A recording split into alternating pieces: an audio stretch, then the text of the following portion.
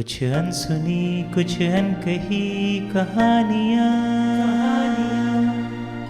हर कहानी कुछ कहती है। आइए सुनते हैं आज की कहानियां क्या कहती हैं। आज की कहानियां हैं लोक कथाएं।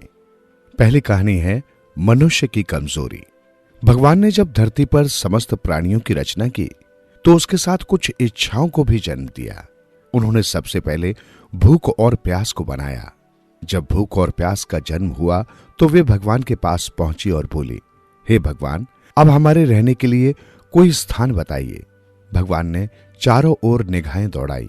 आकाश में उड़ने वाले सुंदर पक्षियों की ओर इशारा करते हुए कहा, तुम इनमें वास करो। देखो, ये अपनी इच्छा से इस अनंत आकाश के ओर छोर नापते रहते हैं। रास्ते में मिलने वाले अनाज की फसलों के अन्न और नदियों तथा तालाबों के जल से इनकी भूख तथा प्यास मिटती रहती है। भूख और प्यास ने गौर से उन उड़ते वाले पक्षियों की ओर देखकर कहा, भगवान, ये पक्षी देखने में अवश्य सुंदर हैं। इनकी ऊंची उड़ानें देखकर भी मन मोहित हो जाता है, लेकिन इनकी चोंचें तो छोटी छोटी सी ही हैं। फसलों के ऊपर से उड़ने पर भी इनका पेट तो कुछ दानों से ही भर जाएगा और ऐसे ही थोड़े से पानी से ही इनकी प्यास बुझ जाएगी। लेकिन इतने से तो हमारी तृप्ति होने वाली नहीं है। हमें तो कोई और जगह बताइए। भगवान ने धरती पर निगाह दौड़ाई। नजदीक ही खड़ी गाय पर उनकी नजर जा टिकी। उन्होंने प्रसन्न होकर कहा, देखो, मेरी रचना में गाय सबसे सुंदर प्राणी है। ये कभी किसी को हानि नहीं पहुंचाती। बच्चे भी प्रेम से उसके पास जा सकते हैं। तुम लोग उनमें वास करो। भूख प्यास ने बड़े ही गौर से उसकी ओर देखा, फिर बोले, जानवर तो अच्छा है, उसकी खुराक भी ज्यादा है। फिर भी उसे नजदीक से देखा और बोली, लेकिन एक बात है, इसके जबड़ों में तो एक ही ओर दांत हैं। जिसके पास चबाने के लिए दोनों ओर दांत न हो, उससे हमारी पूर्ति कैसे हो सकती है। तब भगवान ने तेजी से भागते हुए एक घोड़े की ओर इशारा करते हुए कहा, देखो, ये जानवरों में मर्द की जाति का है। इसकी कभी जमीन से पीठ नहीं लगती। ये खड़े ही खड़े नींद ले लेता है। इसके मुंह में दोनों ओर दांत हैं। ये अपने भोजन की तलाश में भी बड़ी दूर दूर तक जाने की शक्ति रखता है। भूख प्यास उसे देखकर अत्यंत प्रसन्न हुई और बोली, वास्तव में ये जानवर सबसे शानदार है। चाल भी इसकी तेज है। पर भगवान, इसमें सब गुण तो हैं, किंतु एक कमी है। भगवान ने उत्सुकता से पूछा, कौन सी, कहां? इसे तो जब भूख लगेगी तभी ये खाएगा और जब प्यास लगेगी तभी ये पिएगा। बाकी समय तो ये खाली खड़ा रहेगा। इससे तो हमारा काम चलने वाला नहीं है। लाचार होकर भगवान ने सामने खड़े आदमी की ओर इशारा किया और कहा, अब मेरे पास एक ही प्राणी बचा है। इसे मैं सबसे ज्यादा प्यार करता हूं, लेकिन इसकी सर्वभक्षी भूख पर मैं आज तक विजय नहीं पा सका। इसमें तुम निसंकोच वास करो। भूख और प्यास ने खुश होकर उसमें प्रवेश किया और उन्हें ये देख संतोष हुआ कि वो बिना भूख के भी खाता है और बिना प्यास के भी पीता है। तब से वे उन्हीं के साथ है। दूसरी कहानी है सफलता का रहस्य।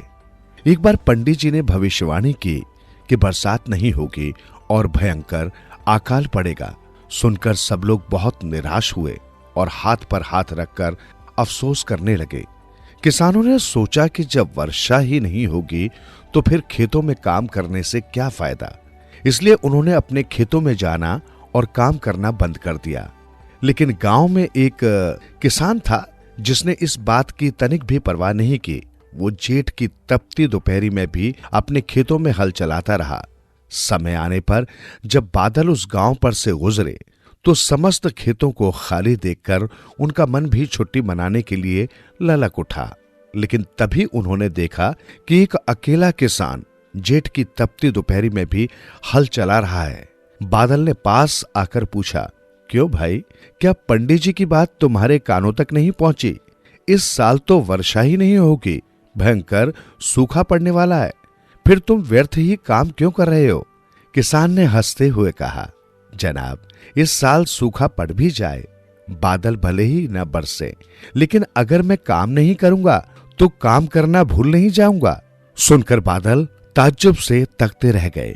उन्होंने सोचा, जब एक अकेला किसान अपना काम नहीं छोड़ता तो मैं भी क्यों अपना काम छोड़ूं? अगर मैं समय पर नहीं बरसूंगा तो बरसना नहीं भूल जाऊंगा। ऐसा सोचकर उस वर्ष बादल जमकर बरसे और उस किसान ने गीता के संदेश के अनुसार बिना फल की आशा किए काम करना नहीं छोड़ा। उसका खेत धन और धान्य से लहला उठा। ऐसी ही एक और कहानी, सिंह न्याय।